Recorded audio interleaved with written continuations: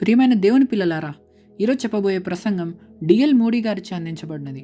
దీని శీర్షిక లేదా అంశం దేవుడు మనుషులను ఎలా ప్రేమిస్తాడు అని చెప్పవచ్చు. దీనికి ఆధారమైన లేఖన భాగం యోహాన్ రాసిన మొదటి పత్రిక 4వ అధ్యాయం 16వ వచనం. అక్కడ ఇలాగుందండి: మన ఎడల దేవునికి ఉన్న ప్రేమను మనం ఎరిగిన వారమై దాన్ని నమ్ముకొని ఉన్నాము. దేవుడు ప్రేమాస్వరూపి అయి ఉన్నాడు. ప్రేమ యందు నిలిచి ఉండువాడు దేవుని యందు నిలిచి ఉన్నాడు, దేవుడు వాని యందు నిలిచి ఉన్నాడు అని. ఈ వచనంలో దేవుడు ప్రేమాస్వరూపి అయి ఉన్నాడు అనే వాక్యాన్ని గమనించండి. ఇది అగ్నితో నిండిన వాక్యం లేదా ఉజ్జీవంనిచ్చే వాక్యం. ఇది మీ ప్రాణంల లోతుల్లోనికి చొచ్చుకుపోయి మండింపచేస్తుందని నేను ఆశిస్తున్నాను. దేవుడు ప్రేమాస్వరూపి. ఇప్పుడు ఒకవేళ ఈ ప్రసంగంలోని ఒక్క మాట కూడా మీకు గుర్తుండకపోయినా, మీ స్నేహితులు నేను దేని గురించి బోధించానని మిమ్మల్ని అడిగితే కేవలం ఈ వాక్యాన్ని గుర్తుంచుకోండి. దేవుడు ప్రేమాస్వరూపి. దేవుడు మన పాపంలను పూర్తిగా తుడిచివేస్తాడని ఈ వాక్యం చెప్పినంత వివరంగా మరే వాక్యం చెప్పదని నేను నమ్ముతున్నాను. ఉత్తర ప్రాంతంలో పెద్ద అగ్ని ప్రమాదం జరిగిన తర్వాత నా స్నేహితుడు ఒక చర్చిని తిరిగి నిర్మిస్తున్న సమయం నాకు గుర్తుంది. ప్రజలు ఈ సత్యాన్ని, అనగా దేవుడు ప్రేమాస్వరూపి అనే సత్యాన్ని నమ్మాలని అతను చాలా ఆరాటపడ్డాడు. అందుకోసం అతను చర్చిలో ఈ వాక్యాన్ని అందరికీ కనిపించేలా పైన పెట్టాడు. ఒక రాత్రి ఒక వ్యక్తి అటుగా వెళ్తూ చర్చి తలుపు కొంచెం తెరిచి ఉండటంతో లోపలికి చూశాడు. అక్కడ అతనికి దేవుడు ప్రేమాస్వరూపి అనే ఈ వాక్యం కనిపించింది. అతను తనలో తాను ఇలా అనుకున్నాడు: నేను అది నమ్మను, దేవుడు నన్ను ప్రేమించడం లేదు అని. దేవుడు ప్రేమస్వరూపి అన్న ఆ వాక్యము తన మనస్సు నుండి తీసివేయడానికి ఎంతగానో ప్రయత్నించాడు, కానీ సాధ్యం కాలేదు. అతను వాటి గురించి ఆలోచిస్తూనే ఉన్నాడు. ఎంతగా అంటే అవి తన ప్రాణంలోనికి చొచ్చుకొని మండింపచేసే వరకు తన మనసులో పదే పదే తలపోశాడు. అతను కొన్ని వీధుల అవతలికి వెళ్ళాడు, కానీ కొంచెం సంకోచించి అసలు ఆ చర్చిలో ఏం జరుగుతుందో ఒకసారి తిరిగి వెళ్ళి చూడాలని అనుకున్నాడు. అప్పటికీ ఆ చర్చిలో ఆరాధన జరుగుతోంది. ఆరాధన ముగిసిన తరువాత అదే వ్యక్తి చివరి వరుసలో కూర్చొని ఏడుస్తూ ఉండటం నేను చూశాను. విషయం ఏమిటి అని నేను అతన్ని అడిగాను. దానికి అతను, అయ్యా, పైన ఉన్న ఆ వాక్యం, అనగా దేవుడు ప్రేమాస్వరూపి అన్న వాక్యము నా హృదయాన్ని ముక్కలు చేసింది అని చెప్పాడు. ఆయన ప్రేమను అంగీకరించడానికి సిద్ధంగా ఉన్నారా అని నేను అడిగి దాని గురించి అతనితో మాట్లాడాను. కొద్దిసేపటికే అతను మోకాళ్లపై పడి సత్యమైన ఆ వాక్యాన్ని అంగీకరించాడు. అపవాది ఎన్ని అబద్ధాలు చెప్పినా ఇది నిజం కాదని మనుషులను నమ్మించడానికి వాడు నిరంతరం ప్రయత్నిస్తున్నా ఇక్కడున్న వారిలో కొందరు కాదు, వందలాది మంది దీనిని నమ్ముతారని నేను ఆశిస్తున్నాను. నా స్నేహితులారా, దేవుడు ప్రేమాస్వరూపి. మీరందరూ ఈ సత్యాన్ని స్వీకరించాలని ఆయన కోరుకుంటున్నాడు. మీరు అడగవచ్చు, దేవుడు నన్నెందుకు ప్రేమిస్తున్నాడు అని. తిరుగుబాటు చేసే ఆదాం కుమారులను ఆయన ఎందుకు ప్రేమిస్తాడనేది నాకు కూడా ఒక అంతుచిక్కని రహస్యమే. కానీ అది సూర్యుడు ప్రకాశించడం లాంటిదే అని నేను అనుకుంటున్నాను. సూర్యుడు ప్రకాశించకుండా ఉండలేడు, అలాగే దేవుడు కూడా ప్రేమించకుండా ఉండలేడు. సమస్య మనతోనే ఉంది. దేవుని ప్రేమను మన స్వంత ప్రేమతో కొలవడానికి మనం నిరంతరం ప్రయత్నిస్తుంటాం. ఒక మనిషి మనల్ని మోసం చేసినా లేదా మనకు ద్రోహం చేసినా మనం అతనికి వెన్ను చూపి వదిలేస్తాము. ఆ వ్యక్తి పట్ల మనకు అప్పటి వరకు ఎంతో బలమైన ప్రేమ ఉండి ఉండవచ్చు, కానీ ఎప్పుడైతే అతనిలోని చెడు లక్షణాలు బయటపడతాయో మనం అతన్ని దూరం పెడతాం. కానీ దైవిక ప్రేమ అలాంటిది కాదండి. దేవుని ప్రేమ మార్పు లేనిది. ఒక మనిషి నరకానికి వెళ్తున్నాడంటే దానికి కారణం అతనే స్వయంగా ఆ పరలోకపు దేవుని ప్రేమ నుండి విడిపోవడమే. ఇది గుర్తుంచుకోండి. దేవుడు పాపాన్ని అసహించుకుంటాడు, కానీ ఆయన పాపిని ప్రేమిస్తాడు. ఆయన పాపాన్ని సంపూర్ణంగా ద్వేషిస్తాడు, కానీ మనిషిని మాత్రం ప్రేమిస్తూనే ఉంటాడు.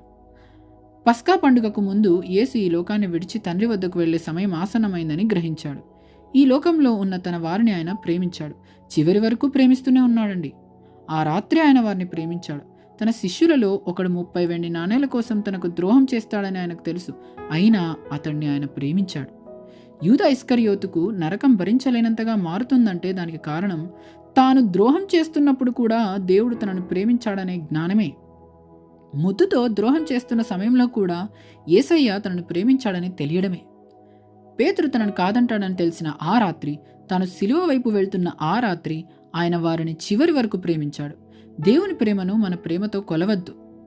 మనం దేవుని ప్రేమించినప్పుడు కూడా ఆయన మనల్ని ప్రేమిస్తాడు. మనం ఆయనకు శత్రువులంగా ఉన్నప్పుడు కూడా ఆయన మనల్ని ప్రేమిస్తాడు. ఆయనతో మనం యుద్ధం చేస్తున్నప్పుడు కూడా ఆయన మనల్ని ప్రేమిస్తాడు. యెషయా గ్రంథం తీద్దాం పదండి. యెషయా గ్రంథం 49వ అధ్యాయం 15వ వచనంలో ఇలాగుంది: తల్లి తన గర్భంను పుట్టిన బిడ్డను కరుణింపకుండా తన చంటి పిల్లని మరచునా? వారైనా మరుతురు గాని నేను నిన్ను మరువను అని అన్నాడు. ఇది ఎంతటి గొప్ప ఉదాహరణ! మన ఇళ్లలో మనకు బాగా తెలిసిన దృశ్యాన్నే ప్రవక్త ఇక్కడ వర్ణించారు. తల్లి తన బిడ్డను మరవగలదా? షికాగోలో మద్యానికి బానిసై తమ పిల్లలపై ప్రేమను కోల్పోయిన కసాయి తల్లులు ఉండవచ్చు, కానీ వారు చాలా తక్కువ. ఈ భూమి మీద అత్యంత అంకిత భావం గల ప్రేమ ఏదైనా ఉందంటే అది తల్లికి తన బిడ్డపై ఉండే ప్రేమే. కానీ దేవుని ప్రేమతో పోలిస్తే అది ఎంతటిది? తల్లులైనా మర్చిపోవచ్చు, కానీ నేను నిన్ను మరువను అని దేవుడు ఇశ్రాయేలీయులతో చెప్తున్నాడు. మిత్రులారా, ఒకసారి తల్లి ప్రేమను ఊహించుకోండి. తల్లికి తన బిడ్డపై ఉండే ప్రేమ కంటే బలమైనది ఏదీ లేదు. భార్యాభర్తలను లేదా స్నేహితులను విడదీయడానికి చాలా కారణాలుండవచ్చు, కానీ తల్లి ప్రేమ మార్పులేనిది.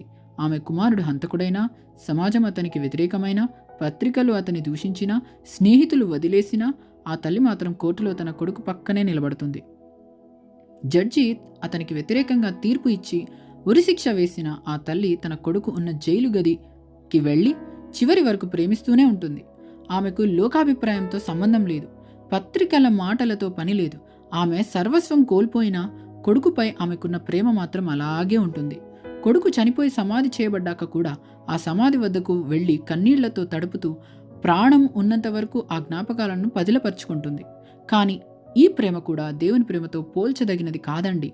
దేవుని ప్రేమ ఒక్క మనిషికే పరిమితం కాదు, అది విశ్వవ్యాప్తమైనది, ఎన్నటికీ తరగనిది, మార్పులేనిది. చూడండి, ఇర్మియా గ్రంథం 31వ అధ్యాయం 3వ వచనం ఇలా ఉంది: చాలా కాలం క్రిందట యెహోవా నాకు ప్రత్యక్షమై ఇట్లా నేను శాశ్వతమైన ప్రేమతో నేను నిన్ను ప్రేమించుచున్నాను గనుక విడువకని ఎడల కృప చూపుచున్నాను అని. ఒకవేళ మీరు నాశనమైపోతుంటే అది దేవుడు మిమ్మల్ని ప్రేమించకపోవడం వల్ల కాదు, మీరు ఆ శాశ్వతమైన ప్రేమను తృణీకరించడం వల్లే. క్రీస్తు మన కోసం ప్రాణం ఇవ్వడానికి కారణం ఆయనకున్న అపరిమితమైన ప్రేమే. ఈ సభలో ఉన్న ప్రతి పురుషుడు మరియు స్త్రీ ఆ ప్రేమలో పాలు పంచుకోవచ్చు. ఇశ్రాయేలీయులు దేవుని నుండి వెనుకకు మళ్ళిన స్థితిలో ఉన్నప్పుడు ఆయన ఈ మాటలు చెప్పారు. ఆయన వారికి ఆశీర్వాదాలనిచ్చాడు, ప్రవక్తలను పంపాడు, ఆపదలు మరియు కష్టాల గుండా వారిని నడిపించాడు. కానీ వారు ఆయన ధర్మశాస్త్రాన్ని విడిచిపెట్టారు. అప్పుడు ఆయన ఇర్మియాతో ఇలా అన్నాడు: వెళ్ళి ఇశ్రాయేలీయులతో చెప్పు, నా ప్రేమ శాశ్వతమైనదని. అలా చెప్పిన తర్వాత కూడా వారు ఆయన ప్రేమను, అనురాగాన్ని తృణీకరించారు. దానివల్ల వారిపైకి నాశనం వచ్చింది. మీలో కొందరు ఇలా అనుకోవచ్చు: సరే, దేవుడు మనల్ని ఎన్నటికీ తరగని, మార్పులేని శాశ్వతమైన ప్రేమతో ప్రేమిస్తున్నట్లయితే మనకిక భయం లేదు, అంతా బాగున్నట్లే కదా అని. మరికొందరు, మీరు బోధిస్తున్న సిద్ధాంతాలను నేను పట్టించుకోను, మీ రక్త ప్రోక్షణ సిద్ధాంతాన్ని నేను నమ్మను, కానీ దేవుని ప్రేమను నమ్ముతాను, ఆయన ప్రేమామయుడు, ఆ ప్రేమతోనే ఆయన నన్ను రక్షిస్తాడు అని అంటారు. నేను ఇంగ్లాండ్లో ఉన్నప్పుడు ఒక స్త్రీ నా దగ్గరకు వచ్చింది. ఒకవేళ ఎవరైనా విరిగిన హృదయం గల మనిషిని చూడాలనుకుంటే ఆమెను చూడాలి. ఆమె తన విచారకరమైన కథను చెప్పింది. ఆమెకు 5 పిల్లలు. అందులో ఒక కుమారుడు తల్లిదండ్రులచే బహిష్కరించబడి ఆస్ట్రేలియాలో ఉన్నాడు. ఆ తల్లిదండ్రులు మిగిలిన పిల్లలందరికంటే ఆ అబ్బాయిని ఎక్కువగా ప్రేమించేవారు. కానీ వారు అతన్ని ఇంటి నుండి పంపివేయవలసిన పరిస్థితి వచ్చింది. అతను ఇంటికి రావడానికి అనుమతి అడుగుతూ తల్లిదండ్రులకు ఉత్తరం రాశాడు. కానీ తండ్రి దానికి ఇలా బదులిచ్చాడు: వద్దు, నువ్వు నీ పాపముల విషయంలో పశ్చాత్తాపం చెందితేనే ఇంటికి రావచ్చు, లేదంటే రాకూడదు అని. ఆ అబ్బాయి ఇంటికి రావాలని వారు ఎంతోగానో తప్పించారు. కానీ వారు అతన్ని రానివ్వలేకపోయారు. ఎందుకంటే అతను వారితో ఉన్నప్పుడు ఆ ఇంటిని నరకంలా మార్చేసేవాడు. అతను వస్తే మిగిలిన పిల్లలందరూ పాడైపోతారని వాళ్ళు అలా చేశారు. చూసారా, మార్పు చెందని మనిషి పరలోక రాజ్యానికి వస్తే అతను దాన్ని కూడా నరకంలా మారుస్తాడు. పరలోకంలో మళ్ళీ యుద్ధం మొదలవుతుంది. దేవుడు ప్రేమామయుడే, కానీ ఆయన మారని హృదయం గల మనిషిని తన రాజ్యంలోనికి అనుమతించలేడు. ఒకవేళ అలా అనుమతిస్తే ఈ భూమి మీద ఉన్నట్లే పరలోకంలో కూడా సంతోషం లేకుండా పోతుంది. ఒక మనిషి అక్కడికి వెళ్ళాలంటే అతను తప్పక మారు మనస్సు పొందాలి. అందుకే ఆ రక్షకుడైన యేసుక్రీస్తు తన ప్రేమ ద్వారా మీకు రక్షణను వాగ్దానం చేస్తున్నాడు. ఈ రాత్రి ఆయన మిమ్మల్ని ఆశీర్వదించాలని కోరుకుంటున్నాడు. నేను మళ్ళీ చెప్తున్నాను, మీరు ఈ ప్రేమను అంగీకరించకపోతే దేవుని కరుణను మీ పాదాల క్రింద త్రొక్కివేసినట్లే. బోస్టన్కు చెందిన ఒక ప్రముఖ వ్యక్తి నాకు న్యూయార్క్లోని ఒక యువకుడి గురించి చెప్పాడు. ఆ అబ్బాయి తన ప్రవర్తనతో తల్లిని మరణించేలా చేశాడు. అతని ప్రవర్తన తండ్రిని కూడా అకాల మరణం వైపు వేగంగా తీసుకెళ్తోంది. ఇది ఇలా ఉండగా ఒక రాత్రి ఆ అబ్బాయి బయటకు వెళ్తుంటే తండ్రి హాలులో కలిసి ప్రేమగా ఇలా అన్నాడు: నా కుమారుడా, మీ అమ్మ చనిపోయినప్పటి నుండి నువ్వు ఒక్క రాత్రి కూడా నాతో గడపలేదు. ఇక్కడంతా ఒంటరిగా ఉంది, పనివారు తప్ప ఎవ్వరూ లేరు. ఈ ఒక్క రాత్రి నాతో గడపవా? నీతో మాట్లాడాలని ఉంది అని. ఆ వృద్ధ తండ్రి తన నెరసిన జుట్టుతో కుమారుణ్ణి బ్రతిమాలాడు.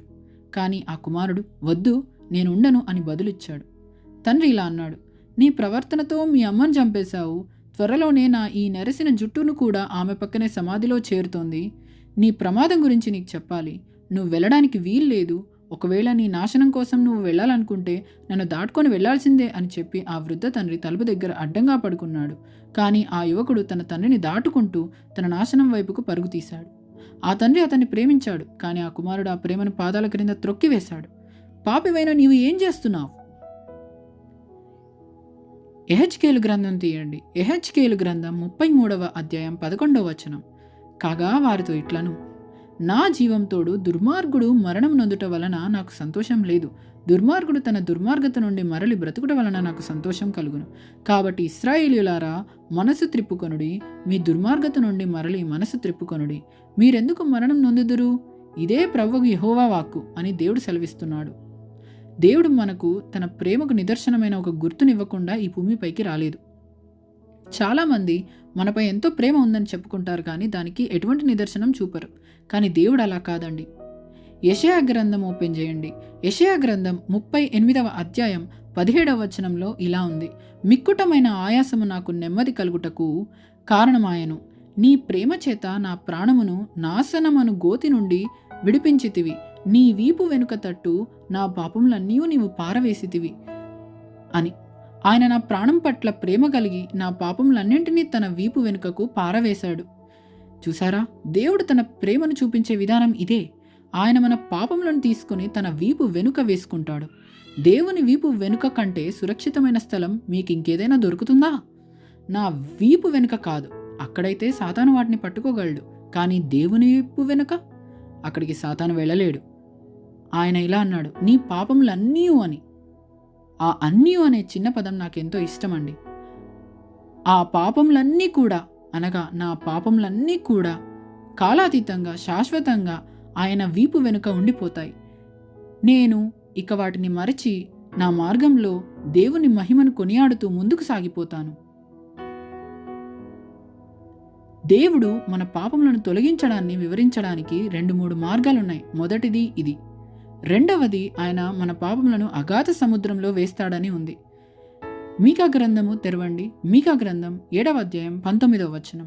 ఆయన మరలా మన యందు జాలిపడును, మన దోషములను అణిచివేయును, వారి పాపములన్నిటినీ సముద్రపు అగాధంలో నీవు పడవేతువు అని. ఈ వాక్యంలో చూసినప్పుడు వీటన్నిటిలో ఆయన వీపు వెనుక మన పాపములు వేయడం అనేది అత్యుత్తమైనదిగా కనబడుతోంది. అటువంటి విమోచకుడిని చూసి మనం సంతోషిద్దాం.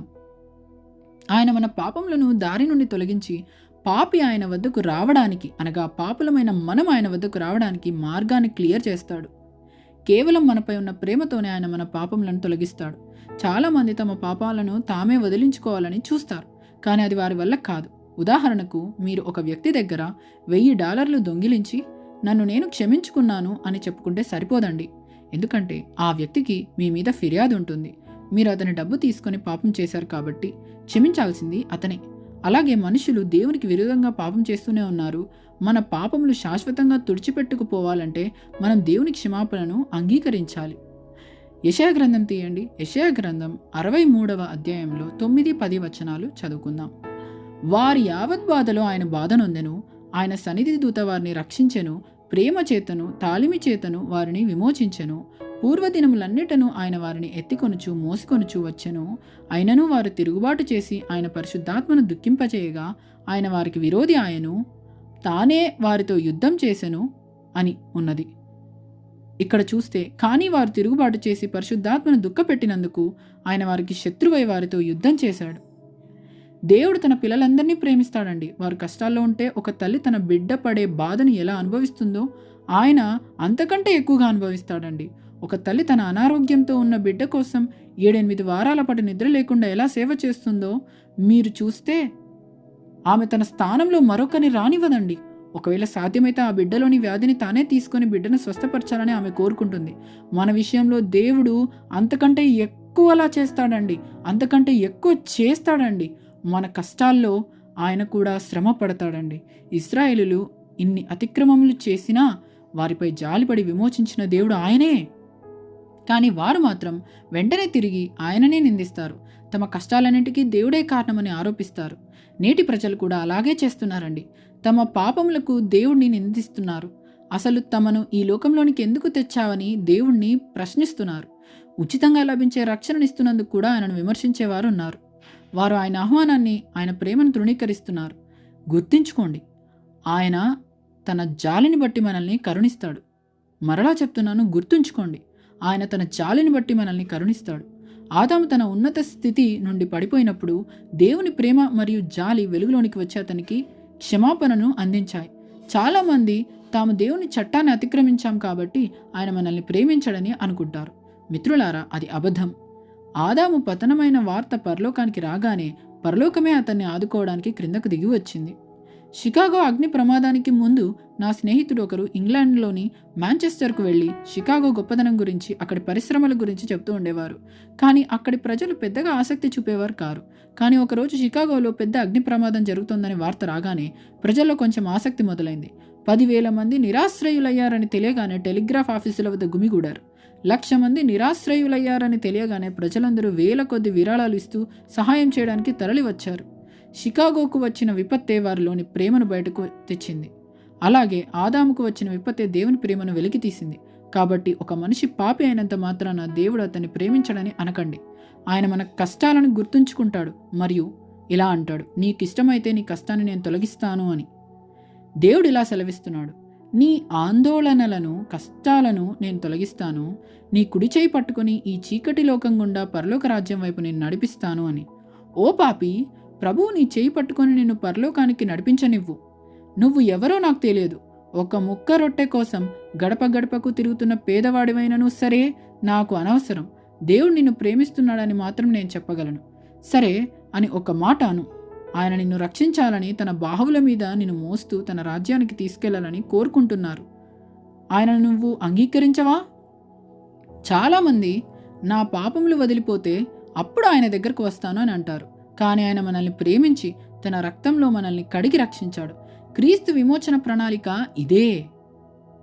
ఆయన మన పాపములను తీసివేసి పాపులమైన మనల్ని ప్రేమిస్తాడు. ఈ రాత్రి తన రక్తంతో నిన్ను కడగాలని ఆశిస్తున్నాడు. నువ్వు రక్షించబడటానికి ఏది అడ్డంకి కాదు.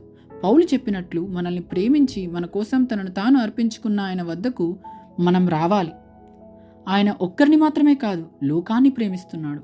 ఆ గొప్ప ప్రేమ వల్లే ఆయన పరలోకం నుండి దిగి వచ్చాడు.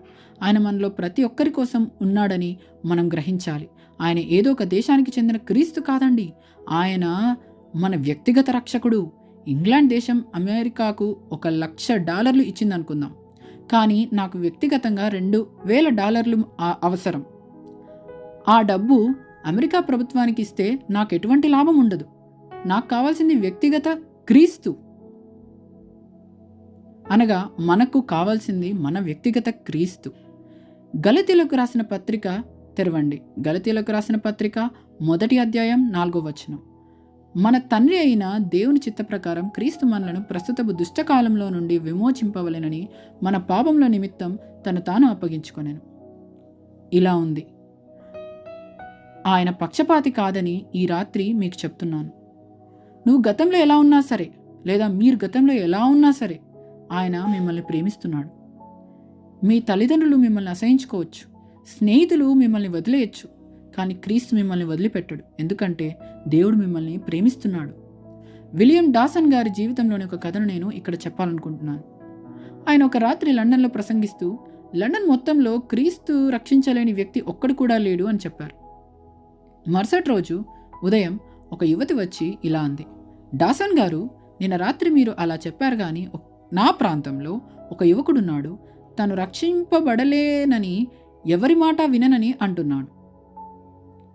ఒక్కసారి వచ్చి అతన్ని చూస్తారా అని అన్నది. దానికి డాసన్ గారు ఒప్పుకొని ఆమెతో కలిసి వెళ్లారు.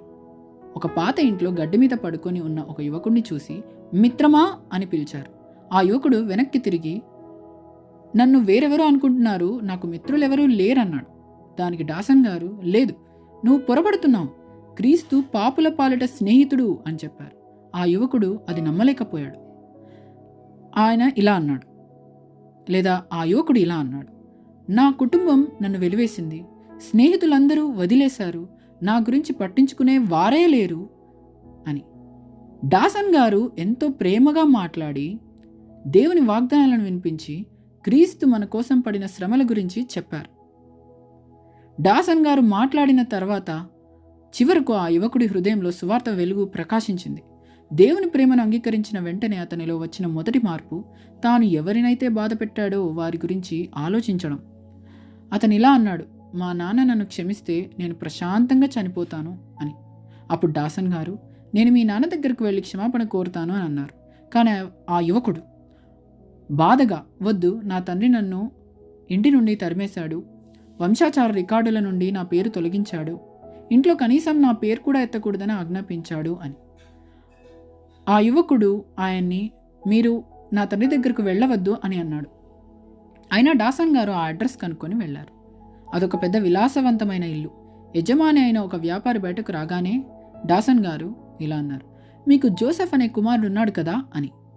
ఆ వ్యాపారి కోపంగా, అతని గురించి మాట్లాడడానికి వస్తే ఇప్పుడే వెళ్ళిపోండి, నాకు ఆ పేరుతో కొడుకు లేడు, అతన్ని నేను వదిలేశానన్నాడు. డాసన్ గారు శాంతంగా, అతను నీ కుమారుడే, కానీ ఎక్కువ కాలం బ్రతకడు అని చెప్పారు. ఆ తండ్రి ఒక్క క్షణం ఆగి, జోసెఫ్ ఆరోగ్యం బాలేదా అని అడిగాడు. అవును, జోసెఫ్కు ఆరోగ్యం బాలేదు, అతను మరణశయ్యపై ఉన్నాడు అని డాసన్ గారు ఉత్తరమిచ్చారు. అతను ప్రశాంతంగా చనిపోవడానికి నీ క్షమాపణ కావాలి అని అన్నారు. అతను చనిపోయాక మేమే సమాధి చేస్తామని కూడా చెప్పారు. అది వినగానే ఆ తండ్రి కళ్ళ వెంట నీళ్లు కారాయి. నన్ను అతని దగ్గరకు తీసుకెళ్లగలరా అని అడిగారు. వెంటనే బయలుదేరారు. ఆ మురికి వీధిలోనికి, ఆ పాత గదిలోనికి వెళ్ళాక తన కొడుకును చూసి ఆ తండ్రి గుర్తుపట్టలేకపోయాడు. ఆ తండ్రి కొడుకు మీద వంగి చూడగానే ఆ అబ్బాయి కళ్ళు తెరిచి, నాన్న, నన్ను క్షమిస్తావా అని అడిగాడు. ఆ తండ్రి ఏడుస్తూ, జోసెఫ్, నువ్వు ఎప్పుడో అడిగి ఉంటే అప్పుడే క్షమించేవాడిని కదా నాన్న అన్నాడు. ఆ అహంకారి అయిన తండ్రి తన కొడుకు తలని గుండెకు హత్తుకున్నాడు. అప్పుడు ఆ కొడుకు క్రీస్తు తన పాపాలను ఎలా క్షమించాడో, ఆ పేద గదిలో దేవుని కుమారుడు తనను ఎలా వెతుక్కుంటూ వచ్చి ఆత్మకు శాంతినిచ్చాడో వివరించాడు. తండ్రి ఇతని ఇంటికి తీసుకెళ్తానంటే, వద్దు నాన్న, నేను కొద్దిసేపట్లో చనిపోతాను, ఇక్కడే ప్రశాంతంగా వెళ్ళిపోతాను అని అన్నాడు. కొన్ని గంటల తర్వాత ఆ యువకుడు ఆ పేద గది నుండి నిత్య జీవానికి వెళ్ళిపోయాడు. ఆ రాత్రి ఇక్కడ ఎవరైనా, లేదా ఈ రాత్రి ఇక్కడ ఎవరైనా తప్పిపోయిన కుమారులు ఉంటే దేవుడు మిమ్మల్ని ఆశీర్వదించాలని కోరుకుంటున్నాడు. లోకం నిన్ను వదిలేయచ్చు, నిన్ను తృణీకరించవచ్చు, కానీ నేను దేవుని ప్రేమ సందేశంతో నీ ముందుకు వచ్చాను. దేవుడు నిన్ను ఆశీర్వదించునుగాక, లేదా దేవుడు మిమ్మల్ని ఆశీర్వదించునుగాక. దేవుని రాజ్యంలో లేని మిమ్మల్ని ఆయన తన వైపుకు తిప్పుకొనుగాక. మనం తలలు వంచి మౌనంగా ప్రార్థన చేసుకుందాం. గొప్ప దేవ, పరలోకమందున మా తండ్రి, దేవానికి స్తోత్రములు ప్రవ్వా. నాయనా, నువ్వెంతో ప్రేమమయుడవు ప్రవ్వా. నీవు మమ్మల్ని ప్రేమించి నాయనా తండ్రి, మా పాపములను క్షమించి, మేము విరోధంగా నీకే పాపం చేసినాం ప్రవ్వా, అయినప్పటికీ నీవు ప్రేమించి నీ ప్రియ కుమారుడిని యేసుక్రీస్తు ప్రభుల వారిని ఈ లోకంకి పంపించి మా యొక్క ప్రతి పాపం నుంచి విడుదల చేసావు. ఎట్లనగా ఆయన కార్చిన రక్తం వల్లనే మేము ఈరోజు నాయన తండ్రి శుద్ధులమై ఉన్నాం ప్రవ్వా. అందుని బట్టి నీకు కృతజ్ఞతలు ప్రవ్వా. అయితే ప్రవ్వా, ఈ లోకంలో ఈ సమయంలో నాయన తండ్రి నిన్ను నమ్మనటువంటి పిల్లల హృదయంలోనికి నీ ప్రేమను రిలీజ్ చేస్తున్నందుకు నీకు కృతజ్ఞతలు ప్రవ్వా. నాయనా, వాళ్ళని దీవించండి, వాళ్ళకి నీ ప్రేమను అర్థమయ్యేటట్టు వివరించినందుకు నీకు కృతజ్ఞతలు చెప్తూ ఇవన్నీ నజరేయుడైన యేసుక్రీస్తు నామంలో మిమ్మల్ని వేడుకొనిచున్నాము తండ్రి. ప్రభా, వాళ్ళని దీవించు, వాళ్ళని నీ యొక్క సర్వసత్యంలోనికి నడిపిస్తున్నందుకు నీకు కృతజ్ఞతలు చెప్తున్నాం తండ్రి. ఇన్ జీసస్ నేమ్ వి ప్రే, ఆమేన్, ఆమేన్. దేవుడు మిమ్మల్ని దీవించును గాక. ఆమేన్, ఆమేన్, ఆమేన్, ఆమేన్, ఆమేన్.